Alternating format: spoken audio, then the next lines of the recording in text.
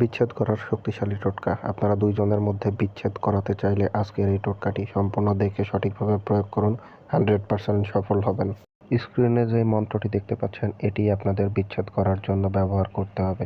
তো আমি আপনাদের বোঝার সুবিধার্থে মন্ত্রটি একবার বলে দিচ্ছি, শুনে নেবেন। মন্ত্র: ওম নম উর্বশী জয় দেবী নম রিং কুরু কুরু সাহা। এই ছোট্ট মন্ত্রটি অত্যন্ত শক্তিশালী একটি মন্ত্র। এটির সাহায্যেই আপনারা দুইজনের মধ্যে বিচ্ছেদ করতে পারবেন। এই টোটকার প্রয়োগ বিধিটি হচ্ছে, মন্ত্রটি সাদা কাগজের উপরে লাল কলম দিয়ে লিখবেন।